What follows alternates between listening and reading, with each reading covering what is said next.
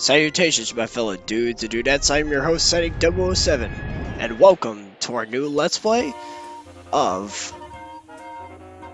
The Legend of Zelda Link's Awakening. Specifically, the HD version. This only came out roughly around last year. I want to say in the middle of last year. Remake of the Game Boy game, which was already sort of redone in the form of Link's Awakening DX, which added color as well, the ability to do another dungeon. This is a very awkward intro. But we're going to put in our name right now. Since I'm Sonic 007, we're going to put the name as Sonic. I will still refer to this character as Link, because canonically that's his real name. No, duh, you don't say. Let's jump right in.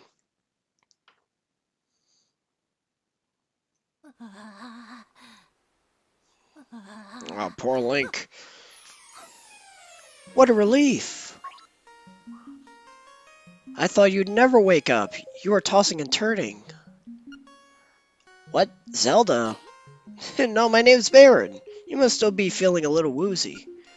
You are on Koholint Island. Alright, Koholint Island. Follow the lane south. Since you watched the shore, lots of nasty monsters have been in the area, so be careful, okay? Well, Sonic, you finally stepped out of it. Name's Sonic. How did I know your name? Do you think it's weird? I saw it on the back of this shield. And we got our shield. Awesome. And it's specifically a Hylian shield for some reason in this remake. I mean, it's not like the regular shield wasn't, like, useless. I don't know. I guess that's one way to update. Whatever. Anyway, welcome to Link's Awakening. It's a sequel to Link to the Past, oddly enough. I probably should have just, I don't remember what I named him in Link to the Past, but whatever. Link controls exactly how he would in Link to the Past. He can move in 8 directions. However, he is quite limited early on. He doesn't have, like, his sword, and we're going to be needing to get that soon. We're going to come back to that well later. Alright, so apparently we washed ashore on a beach, Toe Shores, or whatever. So we're gonna go down there. You can use your shield to block attacks from these little guys called Octoroks. They shoot rocks at you, hence the name. You could also use your shield to, once I show it off in a moment. We got these little Gordo-like enemies from Kirby. You can use your shield to actually push them. They don't do anything, they just sort of get in your way. And like a dope, I took some damage. And some more damage. Oh, and we found our sword. Huh? Who's this guy? Hoot hoot! So you're the lad who owns the sword? Now I understand why the monsters are starting to act so violently. A courageous lad has come to wake the windfish. It is said that you cannot leave the island until you wake the windfish. You should go now north to the mysterious forest. I will await you there. Hoot! Ah, the mysterious forest. Okay, so the basic premise is that Link apparently was traveling. I'm not sure exactly where he was trying to go, but he got washed ashore after a really terrible thunderstorm, and now we're stuck on this place known as Koholint Island, and according to this owl, the only way to get off is to wake the windfish. Alright, now that we got our sword, we can do basic attacks, like we could in Link to the Past. We also have the spin attack, so that's pretty handy. And we can actually get rid of those Gordos. Rupees, those are the currency of the Zelda franchise. You can use that to purchase items. And we'll be going over what kind of items you can actually acquire a little later in the playthrough, not immediately. Hearts drop from enemies you take down, as well as grass you cut.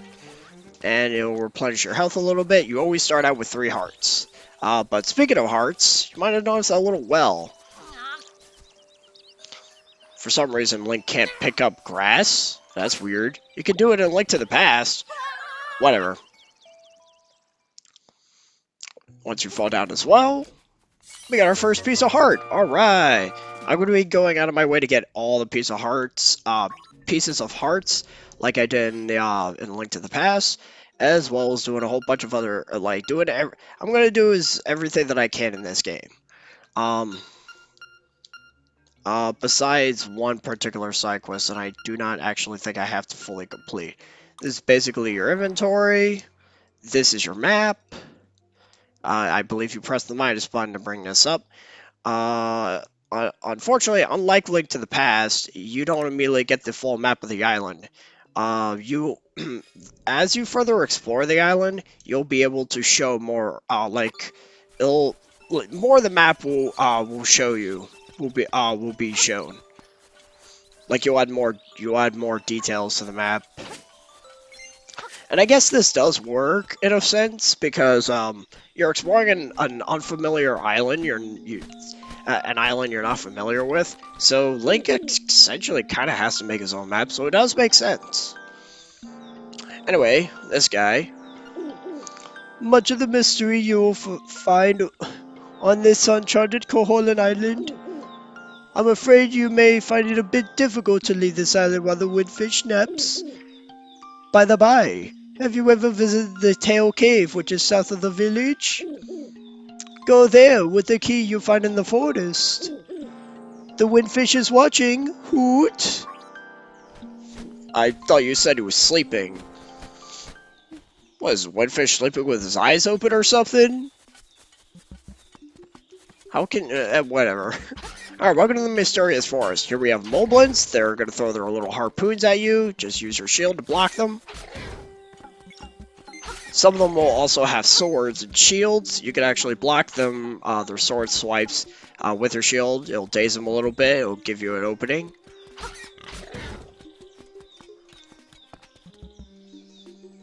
Beware of raccoons. Alright, so we're gonna go in this cave real quick. Watch out for these. These are keys. Basic Zelda enemy, or all they simply are is bats. Those cracked panels, don't stand on them too long because they will fall apart and you will fall into the hole. So don't dawdle. We got 50 rupees. And just like Link to the Past, there's no limit on the amount of rupees you can have. It's still 999. As the little blob-like enemies, all they do is sort of throw themselves at Link. Not too much of a threat. There are two variants of them, actually. We're going to see the other one fairly soon. There's that shield moblin I mentioned. And we got ourselves a mushroom. We're actually going to be giving this to a little lady. You're probably familiar with the particular lady if you played Link to the Past. Also, Guardian Acorn! There's two power-ups you can acquire in Link's Awakening. One of them is this one, the Guardian Acorn. It basically increases your defense. You take half the damage you normally would.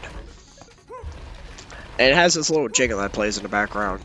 And the other one will be getting a little bit later.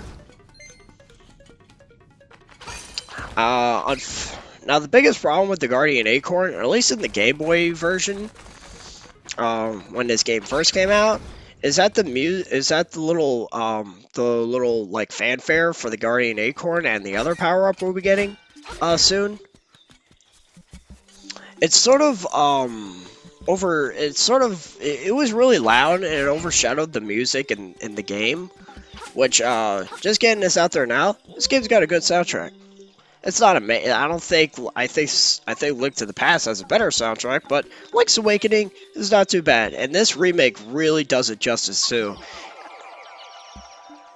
Alright, so if you try to just walk out of the forest, the raccoon will essentially warp you to another location in the forest.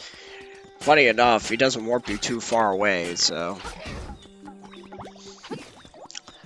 And unfortunately, we can't get the key in the forest because of that raccoon. These are the red versions of those slimes I mentioned earlier. They'll split into two smaller versions of them. And here's the other one. Piece of power! This will increase your attack power. You'll do twice as much damage. Watch out for these. Use your choo-choos. They'll zap you if you try to swing your sword at them. We'll have a means to get rid of them a little later. Actually, in a few moments, actually. Because now that we have the mushroom, we can give it to this lady. Just like we did in Link to the Past, and you probably already know what we're getting. After she violently stirs her cauldron. You have a big nose. And now we have magic powder like we did in Link to the Past. However, unlike Link to the Past, this has a few more properties. Because we don't have a lantern in this game. So magic powder is going to be the substitute for that. It also has a property in battle, which we're actually going to be showing in just a moment once we walk out of here. Basically, what she's telling you is that that mushroom will respawn in the mysterious forest. So if you ever run out of magic powder, you can just that's what it does. It makes them vulnerable, and it gives them googly eyes to boot. It's kind of funny. But basically, the mushroom will always respawn in the mysterious forest, so you could always refill on your magic powder. However, if you do not have any, if you do not bring a toadstool to her, I think she charges you, I want to say 10 or 20 rupees to fill up your bag of magic powder. I never do so because I always have plenty. Yeah. I believe you can instant kill those moblins with the magic powder, but here's why we actually need it.